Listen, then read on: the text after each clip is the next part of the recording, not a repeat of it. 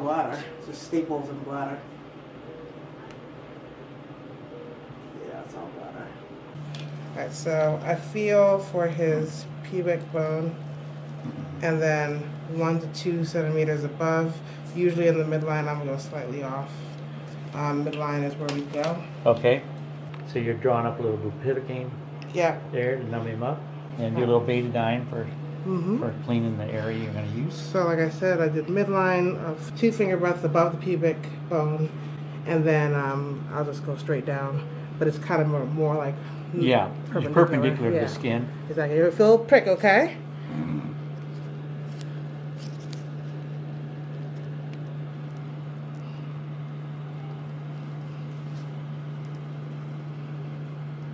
And you just give yourself a pretty wide field of numbing then. Yeah.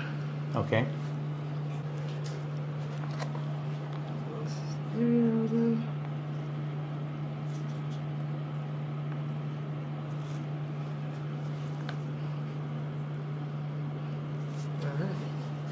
So the distance between the skin and the bladder here is probably how many centimeters would you think? Everybody's different depending on how big they are. Yeah. He's probably not too far. Okay. He's probably... So the length of that needle may almost be... It may be almost enough, but the way you check is once you've kind of allowed yourself to numb up a bit, you check your depth with the spinal needle. With the spinal needle.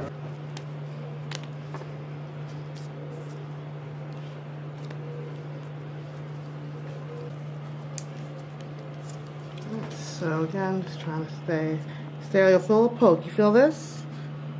No, not at the moment. Okay.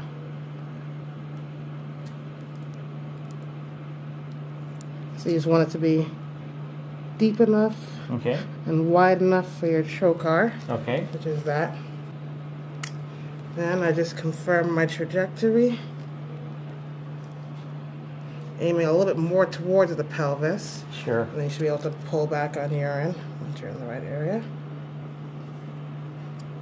So There's is some urine. There we go. So I know that my bladder is right there. So how far down do you think your distance is going to be there? I mean, I'm getting it right here, right here, right here, all of that. So it's not going to be very far. Yeah. Because that's about that far in. So I'm not going to go much further than that. So I know my trajectory now. I know where I want to go.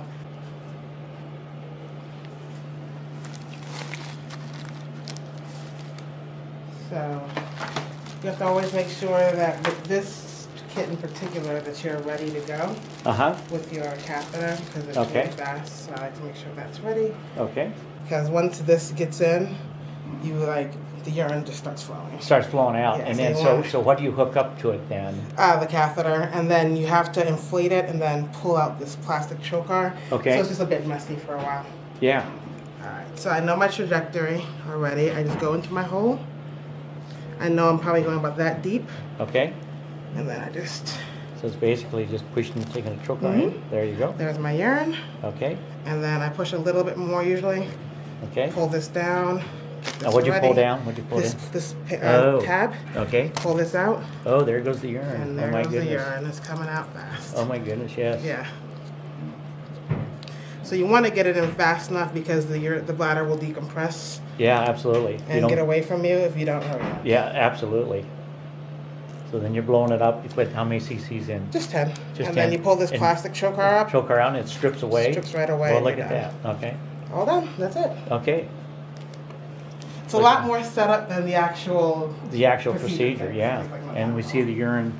Here's the urine just kind of pouring in here. But if he's had a huge bladder and he's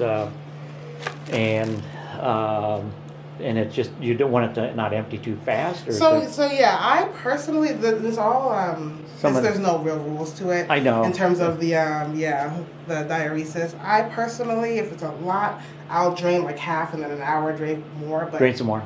Okay. Yeah. So do you suture this in? Yeah, I'm just going to secure this with a little nylon stitch. It stays in for 6 weeks. Before the first change is usually done in urology clinic, and after that, anybody could do it. Okay. Usually we do it with a council tip catheter that has a hole at the end, so you can change it over the wire if needed.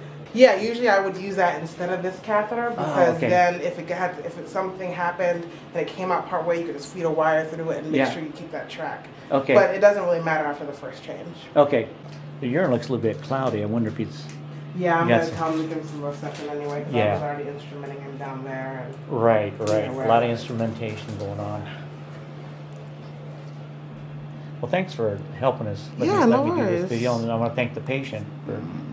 You put a single stitch in there. Yep, just one stitch down. And then I'm do you gonna tie it around there then? Just like a chest tube Yep. sort of thing.